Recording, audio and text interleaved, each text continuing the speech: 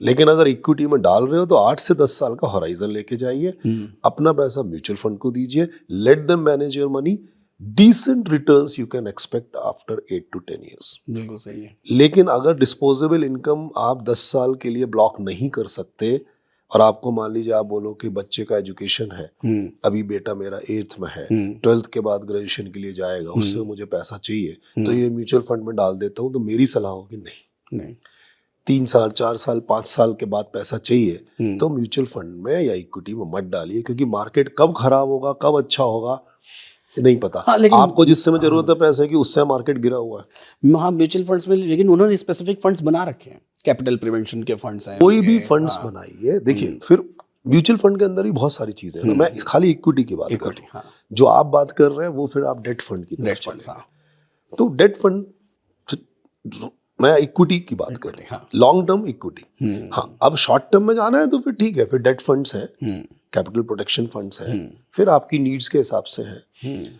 और अगर आपको 3 साल 5 साल 3 साल से ऊपर पैसा अगर आपको डेट में ही लगाना है, मतलब फिक्स डिपॉजिट्स में या डेट में लगाना है, तो भी आप म्यूचुअल फंड यूज करिए, वो डेट फंड में इस्तेमाल करिए, इक्विटी में मत डालिए। एडवांटेज क्या है? एडवांटेज ये है कि अगर आप फिक्स डिपॉजिट में लगाते हैं और आप 4 साल 5 साल फिक्स डिपॉजिट में पैसा रखते हैं, तो आपको जो भी ब्याज मिलेगा उसके ऊपर आपके जो भी एग्जिस्टिंग इनकम टैक्स रेट है उस पर टैक्स लगेगा। बिल्कुल सही है। मान लीजिए मेरा टैक्स स्लैब 30% है, तो मेरी एफडी के इंटरेस्ट पे मुझे 30% टैक्स देना है।